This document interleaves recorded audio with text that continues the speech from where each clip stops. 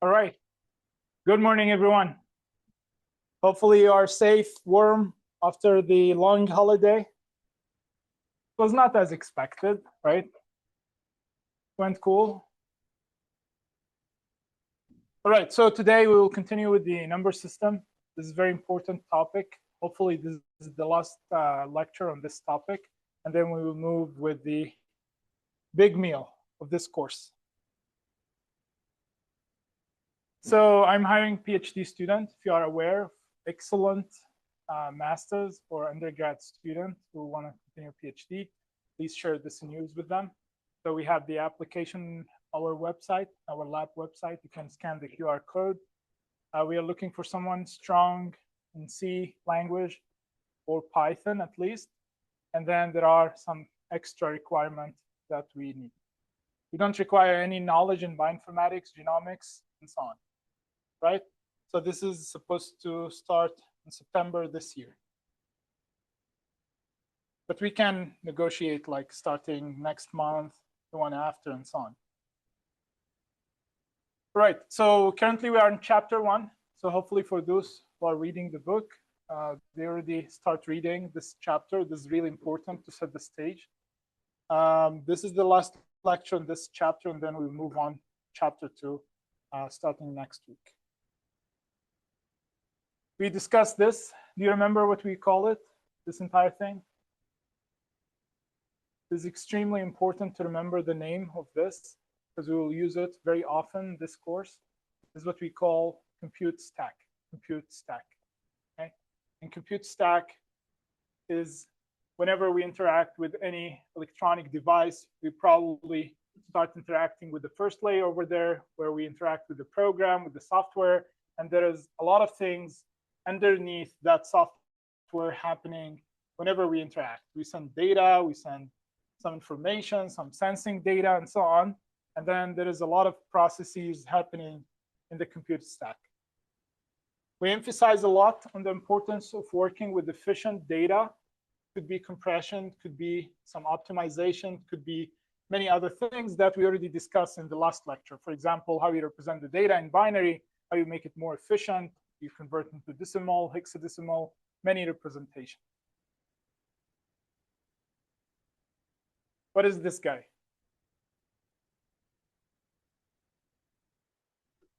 Computer. What is it? What is it called? Apple II. Excellent. So Apple II, what is unique about it? Think about that era. What was happening that time? Personal computer. One of the earliest personal computer in that size. There are a lot of other personal computer, but not this small. And what is special about it, you would be surprised if we look at the processor itself, what is happening in the processor. And this is the real processor schematic. And it will be somehow similar to the one that you are going to develop in this course. Okay? There is something interesting about it. If you look at those highlighted in red, one of them, what we call as 8-bit processor. 8-bit processor. What does that mean? So the first thing that it uses ALU, arithmetic logical unit, that is responsible for all the arithmetic operation that we do with this processor, for example, addition, subtraction, and all these operations. It uses 8-bit operand. It means the number that we are adding together are based on 8 bits, right? And the second thing that 8-bit data registers. So the registers used inside the processor are 8-bit wide, and which is very small, right? In today's numbers, it's really nothing. However, we don't mean when we say 8-bit processor is that the memory accommodate 8 bits, okay? Or the memory bus or the data bus that we get from the memory is 8-bit width. Or the address basically is not 8-bit. What does that mean? So think about the memory. Now, in each element could be 8-bit, right? So we could have 8-bit, we could have more. It depends on what we are looking for, how we store them in the memory, right? However, the address is not necessarily 8 bits. If it is 8 bits, then how many data we could store in it, right? Why is that? Because this is the maximum that we can address. This is the maximum that we can send an address to it in order to fetch the last one, which is still nothing, really nothing. That's why when we say 8-bit processor, doesn't mean that the address bus is 8-bit wide. Okay? In this example is 16-bit. So the amount of data that we can store in the DRAM is basically 2 to the power 16, which is still small, very small. But in that day, in 1977, which is like back in then, it's very good at that time. How about this guy? What is it? EDP-8. Excellent. What is special about it? This is the first mini computer that sells for under $20,000. And imagine the IOs over there is extremely bad or extremely weak compared to these days. So what we have here, you can see multiple buttons that you can click, enable some input output, and this is the output you will observe over there. This is 12-bit processor. What does it mean? 12-bit processor. Directly, it means the registers inside the CPU, and registers normally small in quantity, very small. It could be 4, 8, maybe 10 registers in the CPU, right? Compared to the memory is nothing. It's a very small number. So each of them, when we say 12-bit processor, directly the register inside the CPU is 12-bit wide. That's the first thing. The second thing is the ALU, because directly who's operating on the registers? The ALU is doing all the operation. So the ALU also 12-bit wide, or the operand that the ALU operating on is 12-bit wide, to be accurate. Okay, this is very important. Whenever we see like 32 processor, what does it mean? 32-bit processor or 64-bit processor, directly the ALU and the register inside them is 64 wide or 64-bit wide. So why I'm showing those examples? So at the end of the last lecture, if you remember, your colleague asked, why do we need octal system or octal number system? We didn't go through it, but I believe now you are very good in any number system. Whatever the number system we invent, could be base 8, 10, 12, 13, doesn't matter, right? Because we generalize the way we convert from one base that we invent to decimal, and from decimal you can convert to anything. Could be binary, could be hexadecimal, and so on. So 12-bit in that time, in 1965, we didn't have the hexadecimal, or it was not really famous, it was not common. So they invent in that time the octal number system. And the octal number system to the base of 8. Excellent. So we have the base as 8. And the digit is directly from the base, we could infer the available option for any digit. You still remember? Directly from 0, count 8 items. Okay? Very trivial. So from 0 to 7. And this means whenever we have bits, whatever the bits are, right? So in hexadecimal, we consider 4 of them into one digit, right? In octal, we consider only 3 of them into one digit. Okay? So because now 12-bit is really divisible over 3, so it makes more sense to use the octal system in that time, given that hexadecimal was not common, right? So that's why they invented the octal numbering system. Yes, please. No, digit means any unit in that number system. Any unit in that number system. For example, hexadecimal. Any number, just, I don't know if you can see here. Can you see it? Okay. Let's say this is how we represent the base 16, right? When we write in programming language. Now represent anything. Invent your own number in hexadecimal, whatever it is, right? So any of those items, we call it a digit, okay? So you can see that any digit, any given digit, always taking a range from 0 all the way to f. F is 15, because base 16, okay? And we mentioned last time why we use the alphabets from English, A all the way to F, because we have 2 bits or 2 digits in hexadecimal, for example, 10 or 11. 11 is 2 digits. We cannot use that to represent any given digit. So we find our own proxy to convert into alphabets to replace 2 digits with 1 digit. And then we keep those as digits available in base 16. So hopefully it makes sense now why we have octal number system. Okay? Yes, please. Before I forget, I rewatched the last lecture, and I think you are the only one I missed last time. You answered 2 questions and you didn't get anything. No. Yes, go ahead.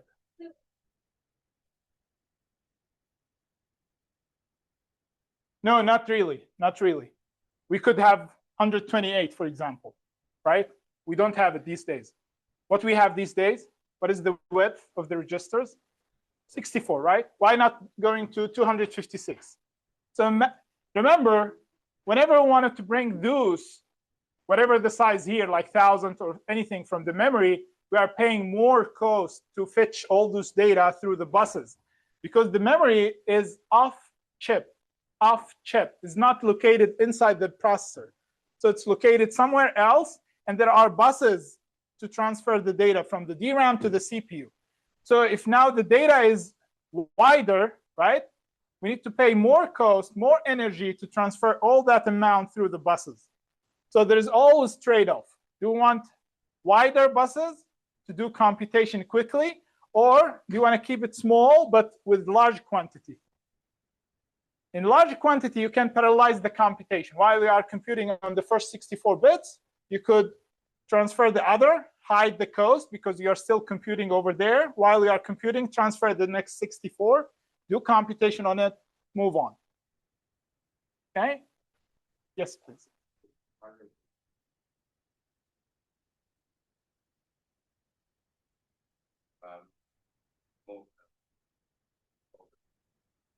It could be. It could be. We need to check that. But that's an excellent point. There are a lot of customized computer, like not general purpose, special purpose computer, who are using wider registers. Okay? So it could make sense. It really depends on what is the addresses that you have available. For example, here we talk about 2 to the power 16. So it's very wide memory. So if we want to fetch somewhere a location from here, a location from there, now where to accommodate them? What is the bus that's going to transfer those data, and so on. So all of those questions, you need to answer them before you design your own processor and see like in how many clock cycle you are able to fetch those data.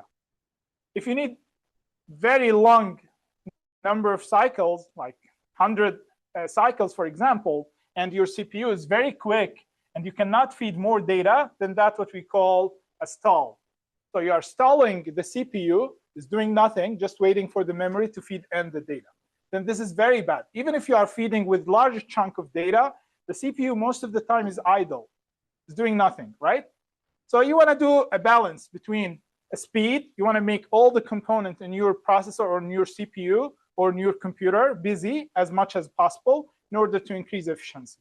It's okay to take some time in the memory while the CPU is busy, because those costs normally overlap, so you don't see them.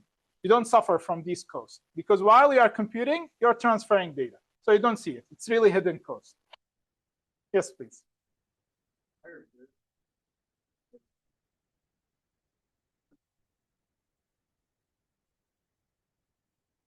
Again, so the computation is the CPU side, not the memory. So when we talk about wider buses or wider register or wider data unit, right, doesn't mean faster processor.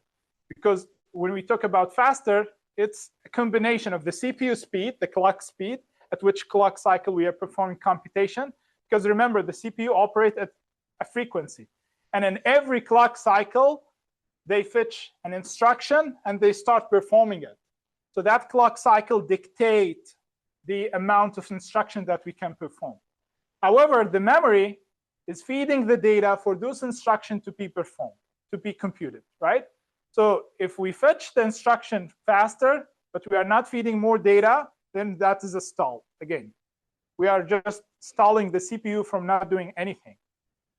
So again, that is a huge trade-off. There is a lot of choices when you design your own processor. You want to make larger memory, larger caches, and there is a 3 level of caches. That's another story.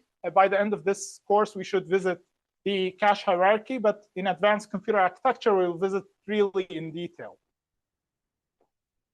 All right. So remember, this is an extremely important point why we have the octal number system. It's not out of nowhere. Someone just came and I want to invent my own base 8 number, right? There is always a reason for that. Okay.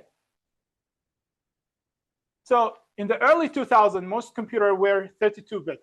Hopefully by now, this definition is already clear. Whenever we saw anything like 12-bit, 32, 64, what does it mean? ALU and the register inside the CPU. Doesn't mean the address for the memory that is 32.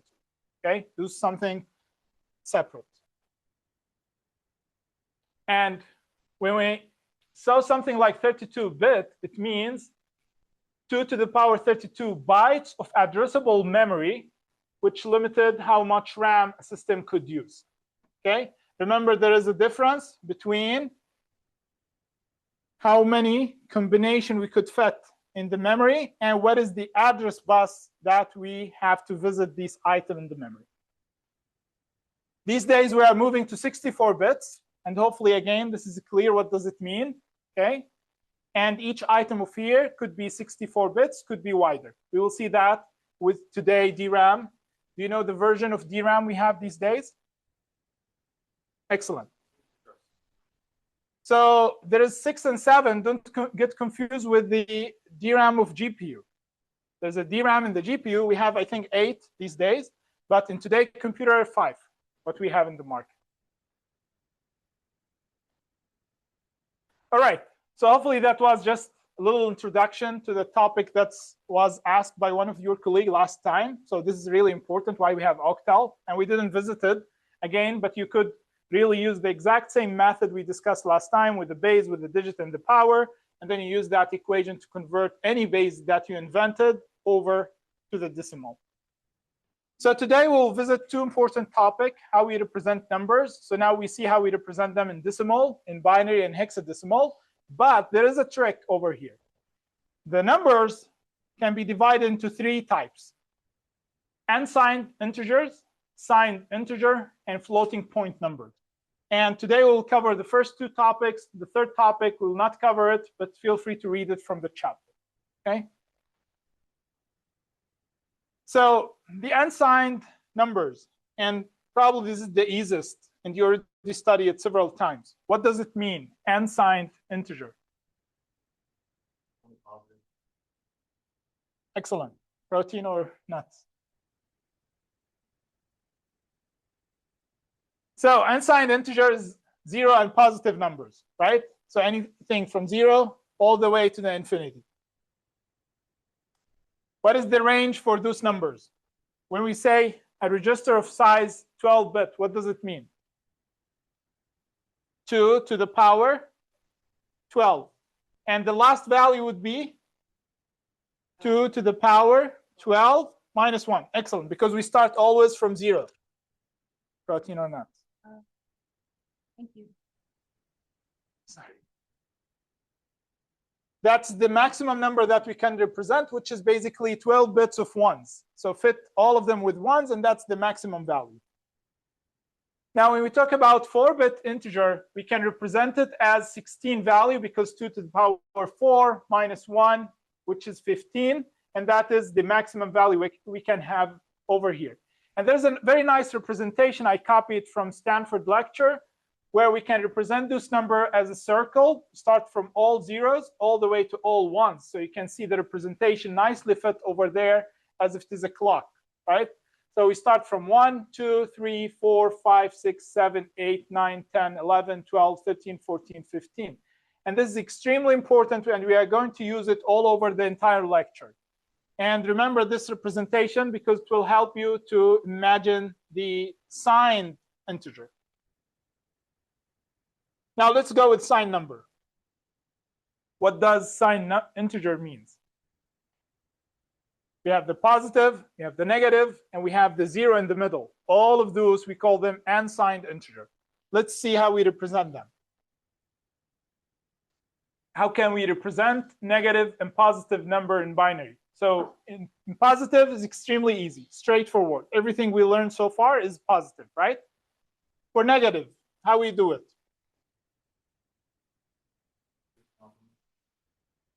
Two's complement. But let's see before why we have two's complement, why we invented two's complement. And please, I want to enrich this mechanism of thinking. This is extremely important for engineering. Don't ever study anything without knowing why we have it, why we study it. Okay, there is always a reason why the old people invented this method. Okay, and this is extremely important. I know all of this sounds trivial, but I want to revisit it to enrich that way of thinking. Okay, please pay attention to the detail. So a trivial way of doing it, someone says, let's have one of those bits reserved for the sign. Whenever we have it as 0, it will be positive. Whenever we have it as a 1, then it's negative. As simple as that, right? And the rest of the bits reserved for the number itself. Very easy, extremely efficient. Just the downside of it, that we lost 1 bit, right? So if there's 8 bits, we cannot represent all of them 1. Now we'll have only 7 bits for the number, and this one will be reserved for the sign. So again, if it's 0, positive, if it's 1, it's negative. Let's see what will happen if we will use this method. So positive 6, how we represent it? Just the MSP will be for the sign, the rest for the number. So this is for 6, this is in binary, and this is the positive. If you want to have the same thing in negative, the MSP for the sign, that's a 1, that's mean negative, and then the rest for the number, which is 6, right? Extremely easy. There is no two's complement yet, okay? However, if we want to represent from 0 to 7, all of those are positive, right? The 0 is not positive, it's just 0. And all of those are positive. So the MSP still 0 means positive, and those for the value. So we could represent 0 to 7. If we go to the negative, the MSP is 1 now. So we can represent all of those values as a number, and the rest is for the sign. Now, there are 2 problems happening when we use this method. Yes, please.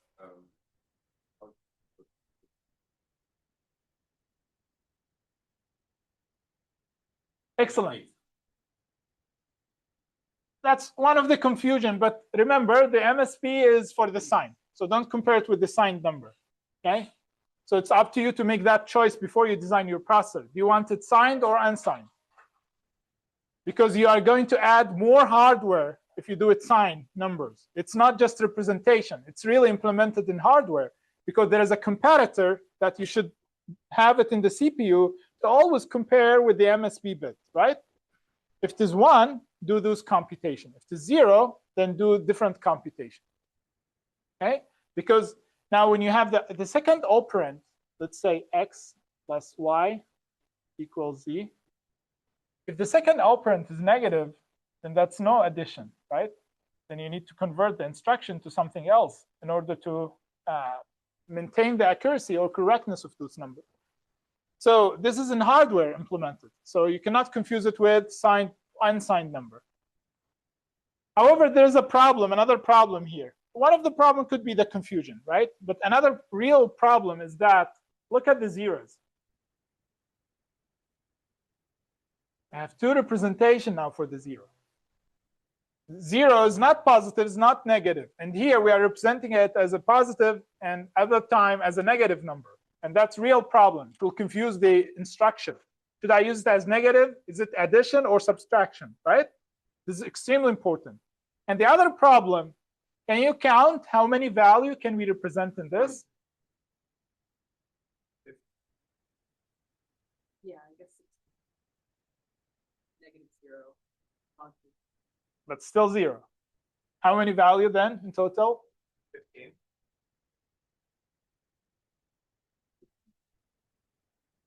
Final? 15, right? Okay. So why 15? If it is unsigned, then we are supposed to have 16 values stored over there, right? But now because we lose one of the value for 0, now we have 2 zeros, so we lost one value. So we are confused with the 0. Is it positive? Is it negative? In fact, it is not any of those. It should be 0. That's not positive, not negative number. And we also lost one place for those numbers. So we have less representation now within 4 bits. If we move with other bits, it's still the same story.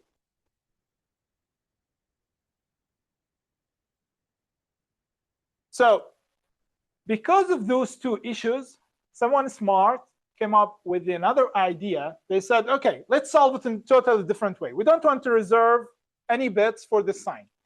We want to think about it as an equation. Any number you have,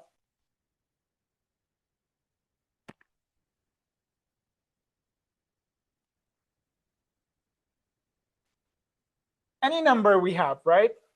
Imagine whatever number you would like to have. Whenever we add it to itself, but in negative sign, the result is always 0, right? Trivial. Any number you add it to itself in negative, the result is 0. What does that mean? It means we always easy for us to figure out the positive number. And this is unknown for us because we cannot represent it so far. And we want the result to be 0. So you can imagine any number, for example, 7, in binary.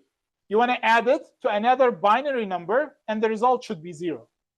Now, it's easy for you to figure out what this number in binary should be. Whatever it is, whatever it is. Imagine any number you would like to have in positive, convert into binary. You want to add it to a number in binary, and the result should be 0. And this is how we invented the 2's complement. Okay? Think about this logical sequence, how we come up with this idea to solve it, and replace this number with anything. You will come up with your own number that if you add it to that x value, the result is 0. And this is how you represent any negative number. Let's see an example if you are not convinced. Before going to the example, I want to refresh your mind about addition, how you add in binary, because we didn't visit it so far. Maybe you take it in another course. So as if you're doing in decimal, you want to add the 4 to 8, right? This is how we do addition in decimal. So 4 plus 8 is 12. So you will have 2. And then you will have what we call as a carry, right? So you move it to the second digit. And then you add 1 plus 3, 4 to 6, 10, 0, 1 in the carry. And you keep adding, right? And this is exactly how we do in binary. So 1 plus 0. Remember, this is binary. So 1, no carry, right? And then 1 plus 1. So 1 plus 1 is 2, right? And 2 in binary? 0, 1, right? So likewise, as we are doing in decimal, we'll take this and this to the carry, right? So we have 0 over here, and then 1 to the third digit. Let's see. So 1, 0, and then the 1 to the carry, and we'll continue. 1 plus 1, again 2, so 0, 1 to the carry, 1 plus 1, 0, 1 to the carry, and so on. That's just a refresh on the addition in binary. Now let's go back to our story. Yeah, so let's take the first example. Suppose this is our number in positive. We want to invent our own way to find that number in binary that if we add it to this, the result will be 0. What could be? What number in binary added to 1, the result will be 0? Cannot be 0, right? Because 1 plus 0 is 0, or 1, sorry. So it cannot be that, right? So it should be 1. So 1 plus 1, the result will be 0, and we have 1 in the carry, right? So now this is, remember, This is what we have here, 1. And now we have 1 in the carry. Now 1 plus 0 is 1. Again, 1 added to what will be 0? Again, 1. So we have another 1. And then the result will be 0, 1 in the carry, right? Maybe this one here. Not get confused. We are solving the second number, okay? So now we have 1 in the carry. 1 plus 1 is 0, and 1 in the carry. So this is 0 because we didn't add anything. We already have 1 from the carry, 1 from there, 0, and 1 over there, right? So the number will be 1, 0, 1, 1, and we have 1 in the carry. However, our size is 4 bits in this example, right? So we don't care about whatever in the carry after that, which we call it overflow. We will see it at the end of the lecture. Okay? So now this number in positive, and this the exact representation in negative of that number. So the same value, but this is positive, this is negative. Regardless how we come up with that number or what does it mean, this is a logical way of how we get the number, right? We don't have to think about how we get that number or what does it mean, okay? Now another example. If you ever forget how you represent the negative number, this is positive. We want to add it to something that the result will be 0. So 1 plus what? The result will be 0. I always have this problem. It's either here or here. There's no other space.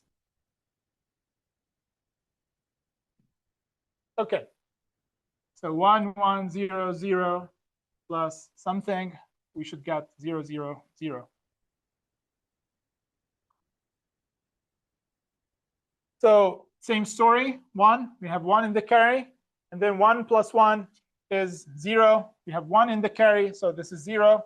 Now 1 plus 0 is 1. We need to add to 1, so the result will be 0. We have another 1 in the carry, and then 1 plus 0 is 1. So we need to add it to 1 in order to get 0 and 1 in the carry, right? This is a 4-bit number, so we don't care about this carry. So we have all 0, and this is our number in negative. What's this number in positive? This is, remember, 1, 2, 4, 8. So 1, 2, so this is 3. So that is a positive 3, and this is the negative 3 in the new representation. Yes, please.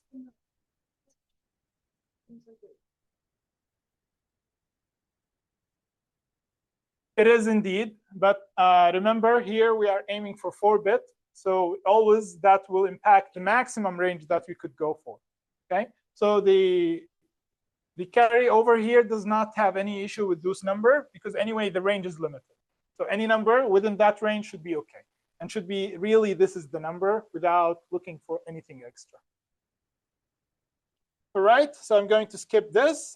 Same thing for 0 is 0. There is no negative 0. There is no positive 0. Remember that.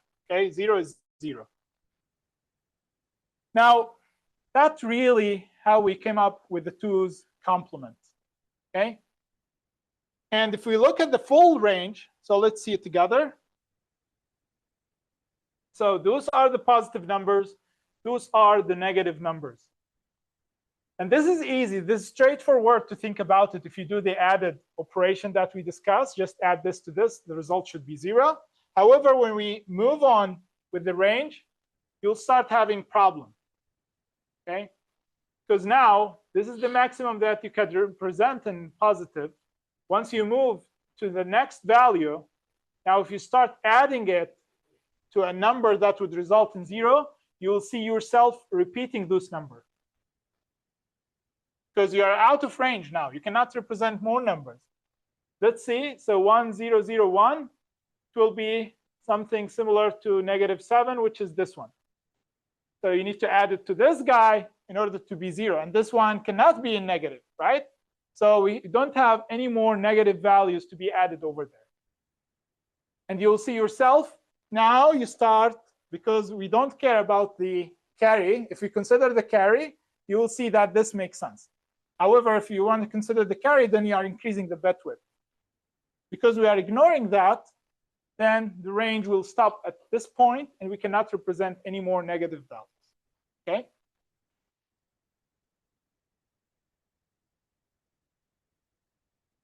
So if you look now at the same representation that we discussed for the unsigned number, you'll see something like this. You'll see 0 all the way to 7, and then we start with the -8, -7, -6, all the way to -1. So if you ever forget any of those two methods, you can either follow the circle or follow the addition logic, and I prefer the addition logic. However, there is a very straightforward algorithm how you get what we call 2's complement. Okay. What is that 2's complement? Probably all of you know it. How many of you know 2's complement? Should be everyone. How many years? Oh, wow. Okay.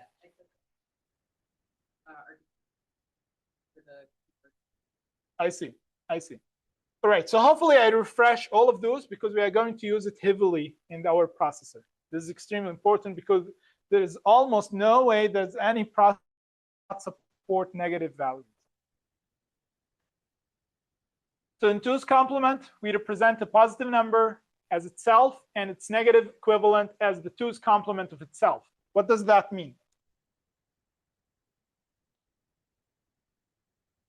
The 2's complement of a number is the binary digit inverted plus 1. Okay?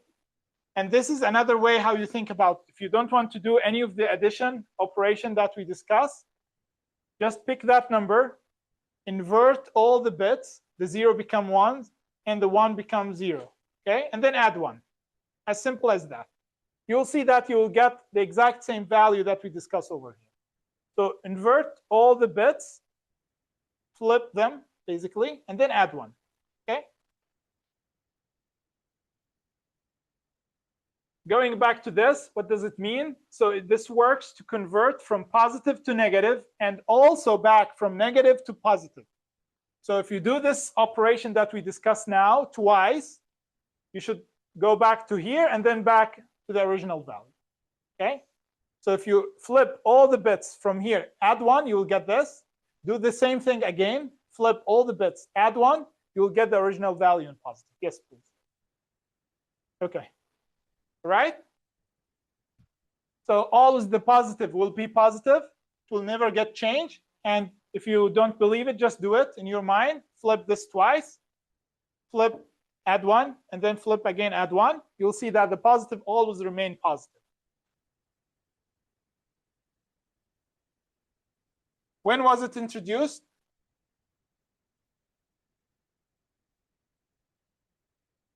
You still remember this guy? So someone from this class told me, oh, the first lecture doesn't sound relevant to computer architecture. We took a lot of stories. But when I attended the lecture, it started sounding relevant, right?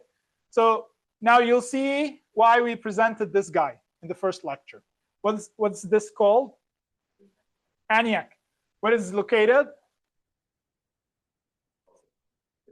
Penn State University. This is one of the earliest computer that we have as general purpose. All the previous ones were special. This general purpose computer. And we saw that in these days, we could fit the exact same functionality in this size of processor. Okay. Now, why this is related to 2's complement?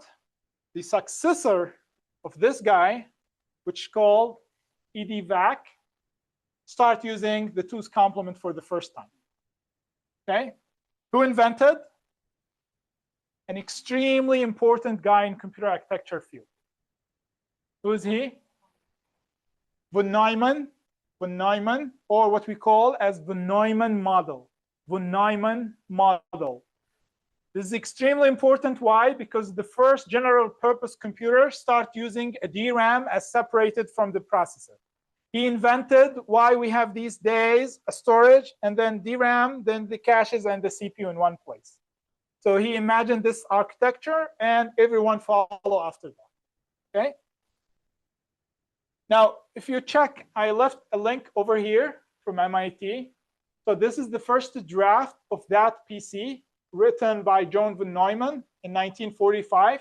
And he was talking about why we would invent this 2's complement and how it's solving a problem with this process. Okay. So I'll leave it to you, but he was thinking about it as subtractor network, which is something opposite to this. and then they reform or rephrase that sentence into addition with the negative number, but in fact it's subtraction, right? So you have the positive value and you have the negative value, add them together, and then the result is 0. So it's really nice always to go back to the original guy who invented that thing and put yourself in his shoe and start thinking about why he invented this way, why this is the same way we have it. All right, so now in summary, when we check about 4-bit representation, we have something from 0 to 16, right? When we talk about unsigned, so we have all the way from 0 to 15, that's 16 value. And then now we check the 2's complement of those value, then we will see the range start becoming different. Now the range is less than that, right? So we no longer can represent those value in 2's complement. And instead, we add all those negative value to there. When we go back to our bulky method, where we have the 0 represented in 2 value, then this is the only range that we can have. And you can see we have 1 value less in that range. Okay. And if you are curious about those ranges, if you want to generalize them to any bit width, so you can use this formula in order to figure out what is the maximum minimum value in that range. Those kind of questions really tricky, so be careful if I ask you in the exam about those. This is extremely important. What I want from you is not to memorize, is not to remember these formula, but rather think about how we invent them. And this is way easier for you to come up with all those values. Okay? But I'm here like to satisfy all kind of mindset, so it's up to you. If you want to remember them, go ahead. If you want to really think about twice how we invented, how we come up with this formula, you'll find it way easier and you can generalize it to any problem. Yes, please.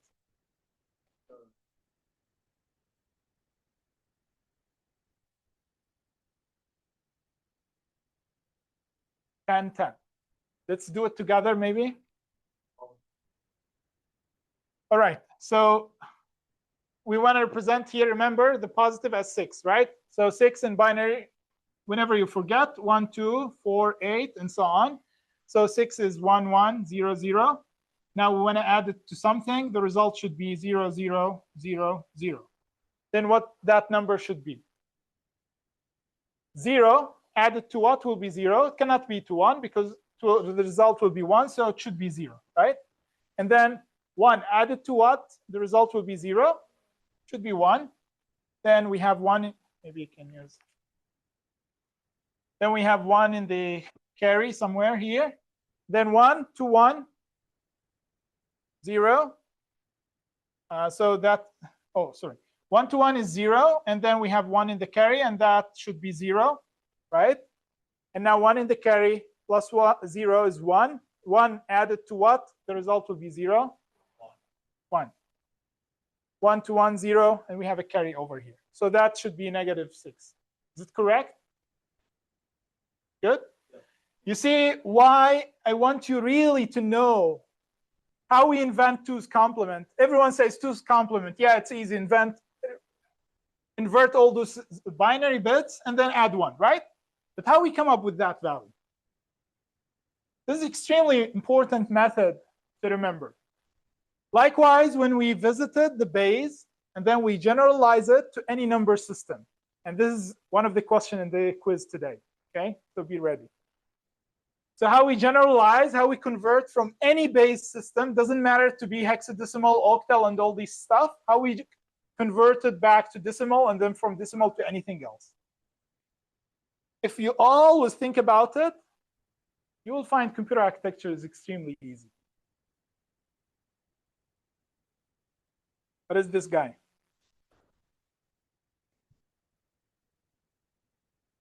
Think you deserve one?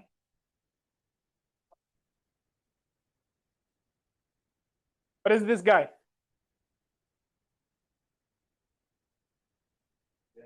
Oh, Gangnam Style, right? What does it have to do with computer architecture? Excellent, excellent, amazing. Protein or nuts? Excellent. So if you see this number is something tremendous, okay? And this really enforces Google engineers to change the way they represent those numbers. Since we are talking about numbers here, so this pushes them to go from 32-bit all the way to 64-bit to represent that number and store it in the database. Okay, that's a huge move because, yeah, this is maybe it could be the only video that surpasses that range, right? But when you increase or double the storage requirement for all videos stored in YouTube, that's something tremendous, right? And it's not easy choice for the engineers to move really from 32 to 64. Because if they were using like 1 terabyte of storage, which is like a joke for YouTube, now they will use 2 terabyte. So if you use like million terabyte, now you use 2 million terabyte to store that number, right? And this is what we call as overflow. Overflow. The number in here will not fit in that location. And if you ever wonder about the most viewed video on YouTube, Baby Shark, right? But this is really surpassing what we have in the Gangnam Style, but still is not exceeding the 64 bits. 64 bits, I think something, I don't know, maybe every individual around the planet should watch the same video maybe 1,000 times to exceed that range for 64 bits. It's something huge. 2 to the power 64 is a lot. And this, why we got introduced to this topic called overflow and underflow. How many of you are aware about how we do overflow or underflow in binary? One of it, this topic, which is really important. So let's see quickly. So the problem with digital system, you always, as computer architect, you need to decide what is the width for the register. Do you remember the story for ALU and register? You always need to decide on that before you start building your processor. So you need to think about what is the bit width that I'm going to use for the register. And that's always taking us to a fixed number of bits for those. And you always need to be careful about that because you could come up with a case where it's an exception and you are exceeding that size.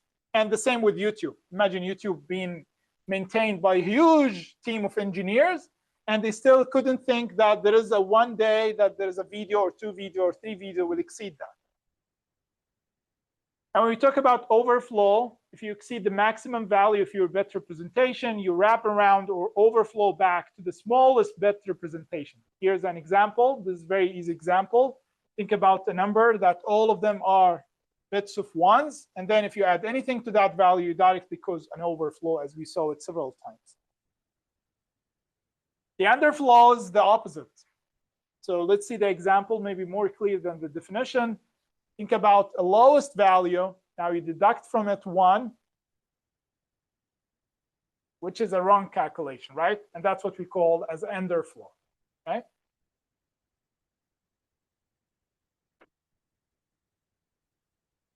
All right, so now think about YouTube engineers again, or computer architect and YouTube team. They want to extend the memory, right? But the older memory or the older storage that they have for the number of views is already fixed to 32 bits. Now they want to move to a new system of 64 bits. How they could do that? How they move from 32-bit to 64-bit? Is it just like copying the value and put it in 64 bits? Cannot be. Why? Because we have the other 32 bits from that number uninitialized. There is no value in there. And that will cause a lot of errors. So what they should fill in the newly added 32 bits. We are moving from 32 to 64. Remember, in 64, there are 2 32 bits chunks, and then one of them never gets visited, never initialized. Yes? Add a bunch of zeros. Logical, right? However, this is not the case. You always have to be careful. So there are 2 ways to do that. Either you go with 0 extension, it means fill the rest with zeros, or sign extension. Sign extension. You always have to ask yourself, Let's see the zero extension first. This is an example. Imagine I have value stored as 3. I want to extend it. Imagine this is 32 bits. I want to go over 64 bits. The value of 3 will remain 3 if we extend with 0, right? However, if we go to negative, if this is the value, you represent it as here, you extend with 0, then the value will be 11. It's no longer negative. So 0 extension would work nicely if the original number is positive. If we have any guarantee that this number would remain positive all the time, then 0 extension makes sense. If we go to sign extension, you see this example, sign extension means just go to the last bit. If it is 0, extend with 0. If it is 1, extend with 1. This is sign extension. If we look at this example, if the original value is 3, then now last bit is 0, extend with it, right?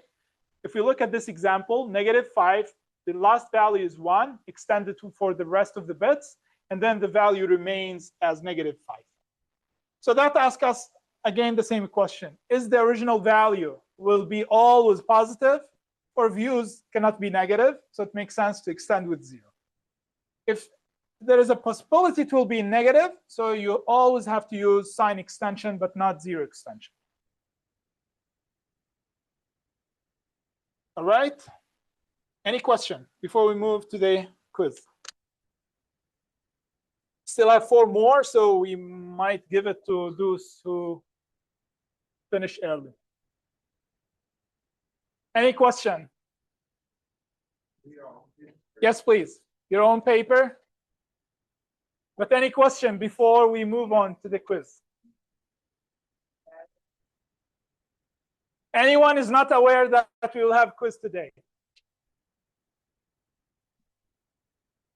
Why? I sent a message to everyone a week ago. Okay. Did everyone get my communication in iCollege? Did everyone get my communication in iCollege? Why? You're not enrolled? I am. You didn't see it or you didn't get it? There's a big difference. I know. I'm going to take a seat right now. Yes, please check. Make sure you got my messages on announcement in iCollege. This is really important. If there's any issue, we could move to email. All right. Be careful about these 3 things. To close book, close everything, close laptop, your phone, your Apple Watch, everything. Try to hide it somewhere. Only want to see paper on your table. Close your laptop, please. Remove the devices. Any device around, please remove. It's extremely easy, extremely easy. I don't expect you to stay for 10 minutes. Let's sit together.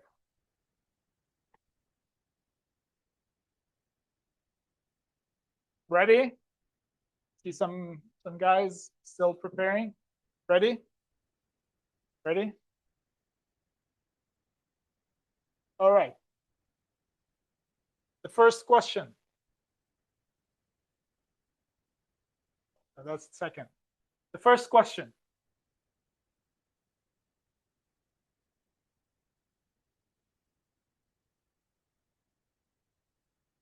You're not allowed to check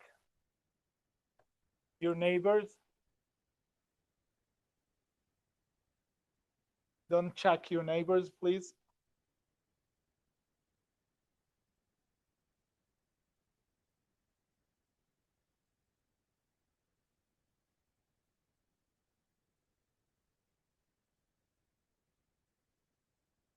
Be careful with cheating. I take it really seriously.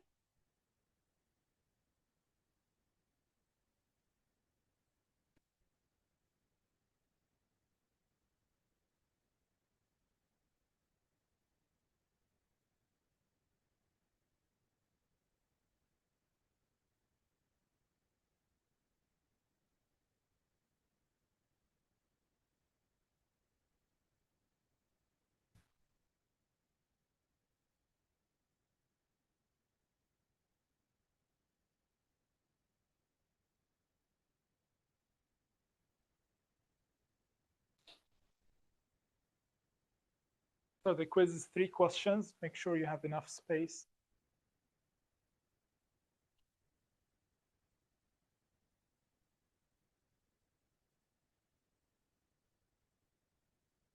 Don't check neighbors.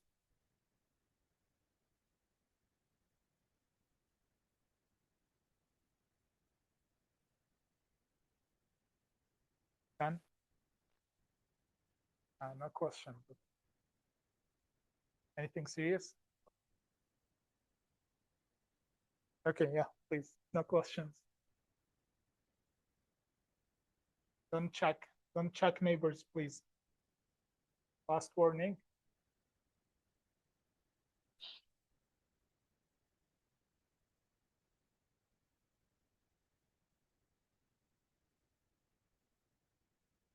I want to see how creative you are. Feel free to really describe what you think about.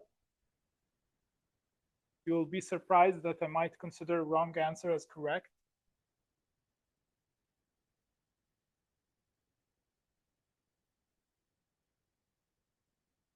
With this kind of question, I want you to go back to the guy who invented this and what he was thinking about.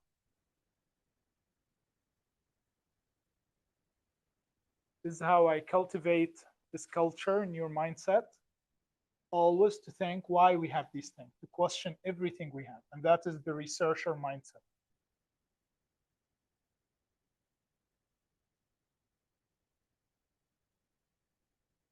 All right? You need more time?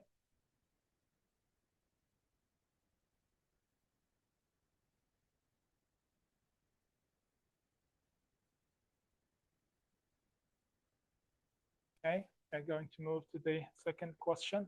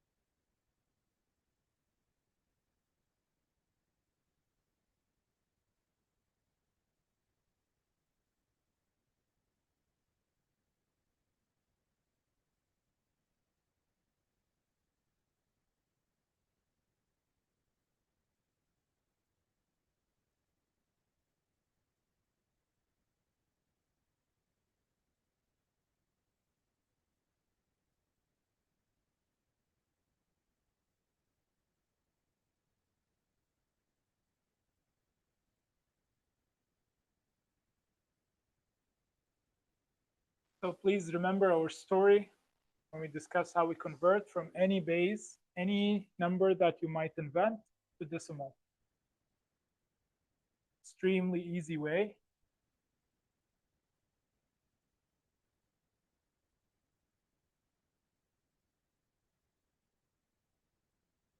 Please don't check neighbors.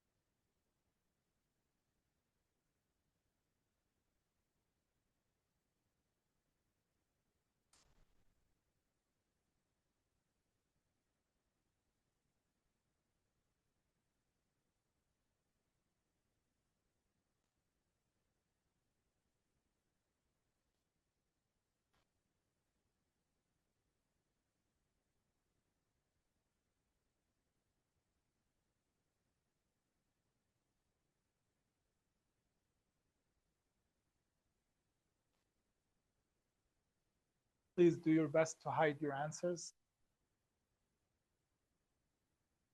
It is extremely important to have strong generation.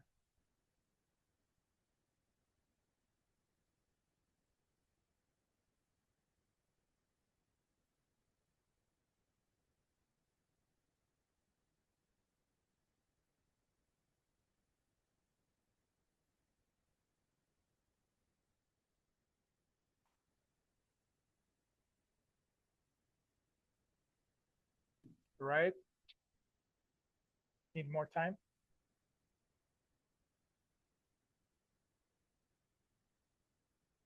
You need more time? Anyone needs more time?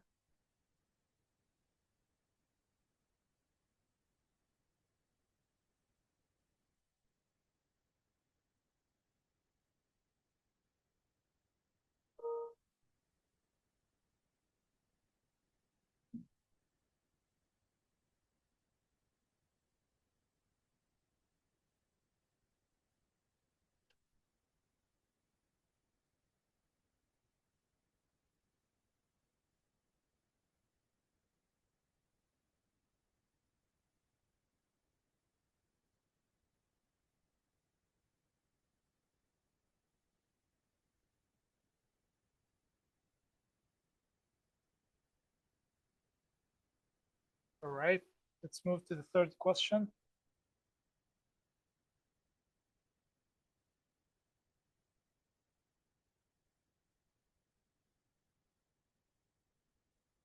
This is the last question.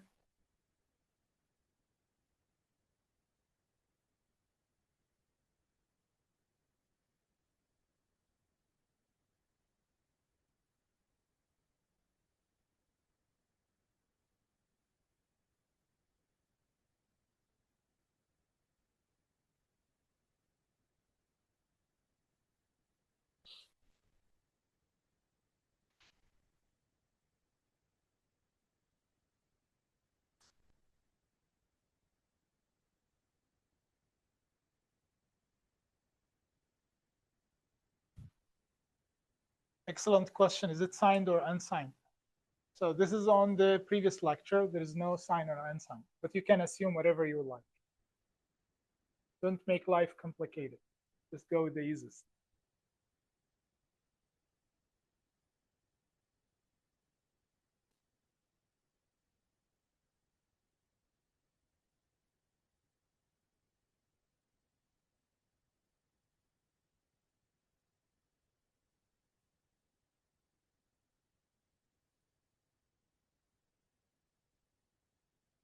Please be honest. Don't check on neighbors.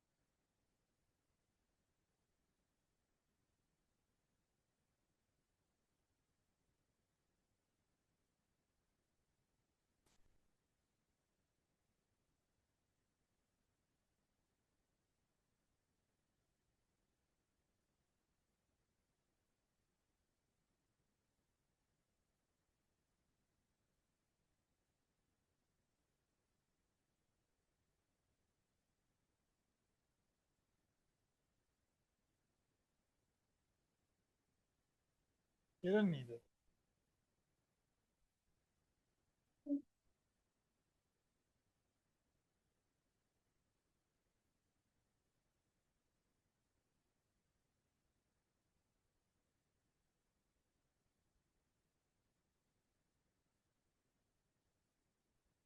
You need a calculator here.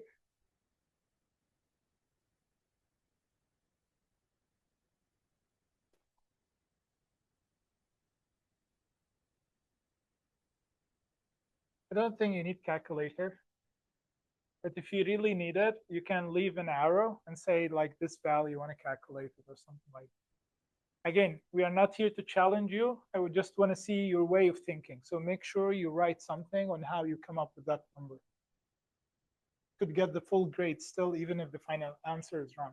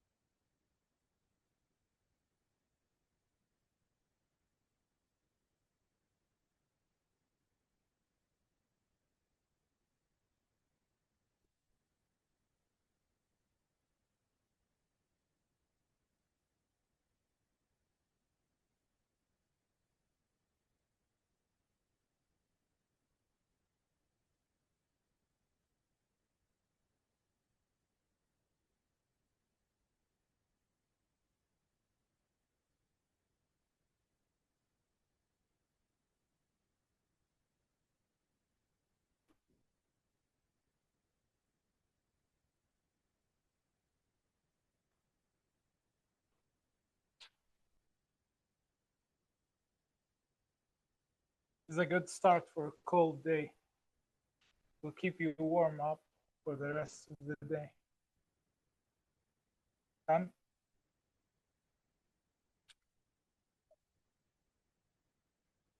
Want to go back home with no nuts? Have 3 volunteers? Done? And your paper. Thank you. Make sure your name, student ID. If I cannot find your name, at least student ID, please.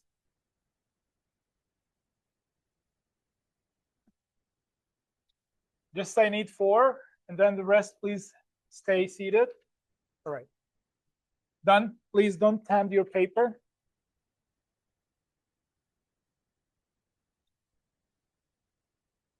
Just remain seated.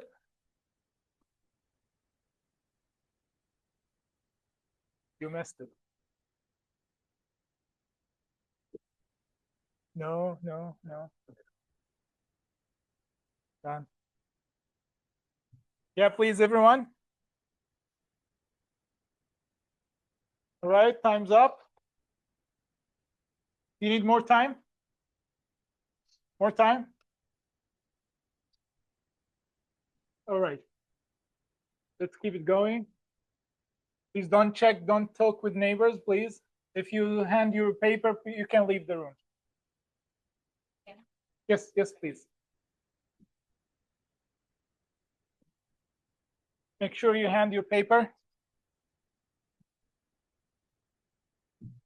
You're just in the room, by the way. Yeah. I'll send you. I Yes, just wanted please, to let yes, you know. please. Please keep quiet, guys. Still going. Keep quiet. Gonna leave. Leave silently, please. Yeah, it'll be on YouTube.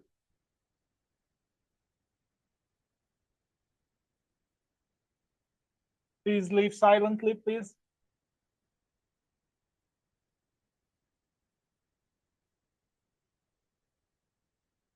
Thank you.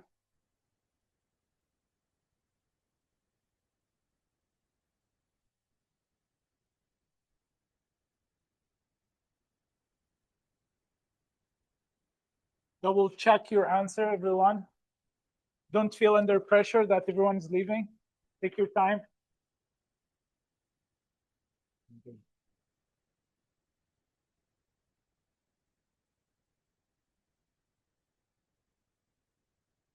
Sorry.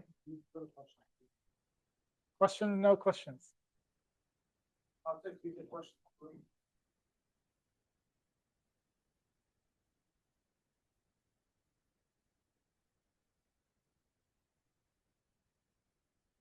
Yeah.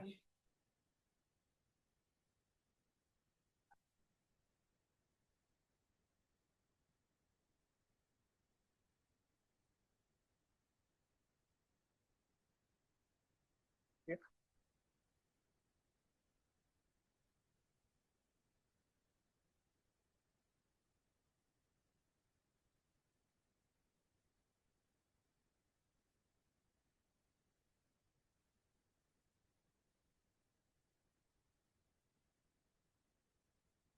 Yeah.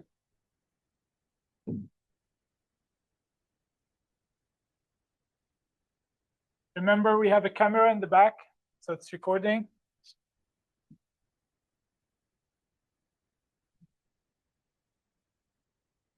Yep.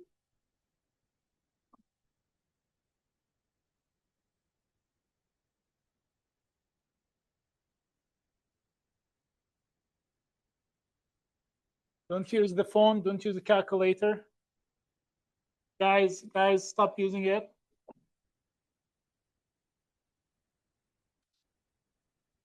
Don't use the phone.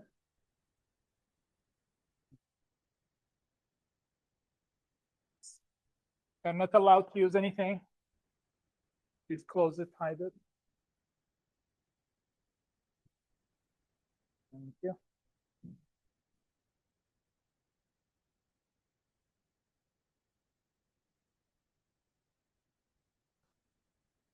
Thank you.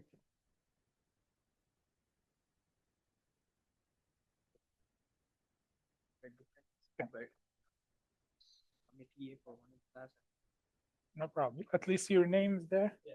And the student ID, please. Make sure your student ID is there. Feel important.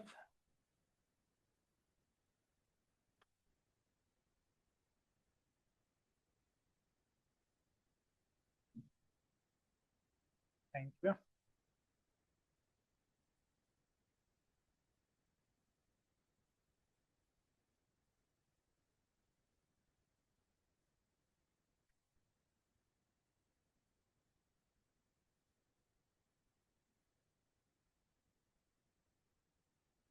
It's only student ID. What took you so long?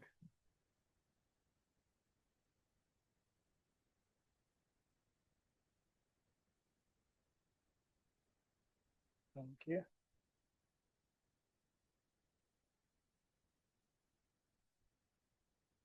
Thank you.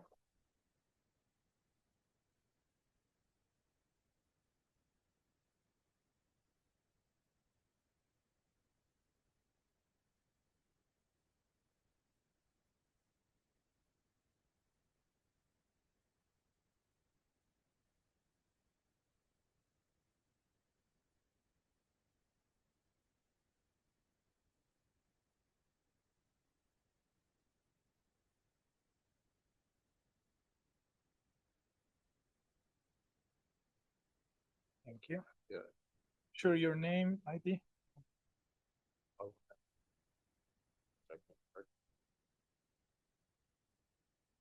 We'll see. We'll see.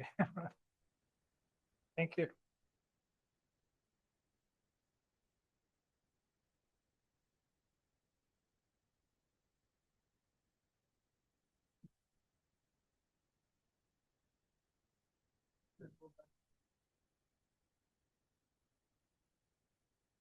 Does anyone still need the slide?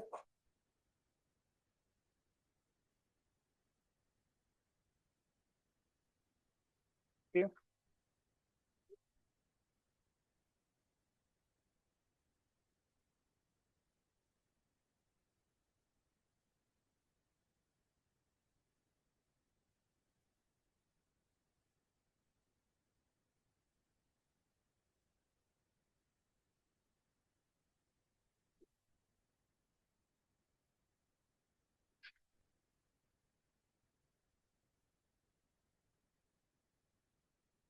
This, you Not said this now, is not okay, now. right? If we No, took the word now. calculators? Yeah, yeah. And also, this is enough explanation, right? Like, I'm not asking for help on it. That's for like number 2. Yeah, it looks like. Okay, okay, okay. Thank you. Thank you. You too, Jory.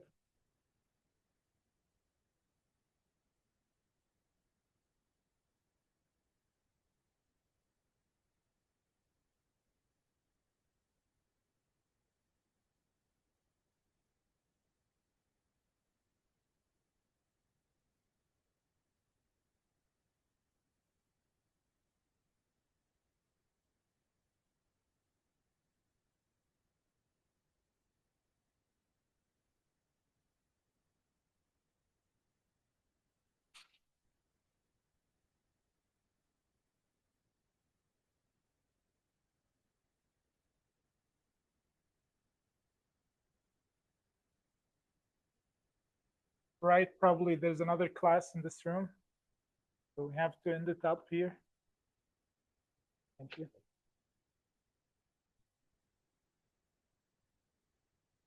Make sure you have your ID, name,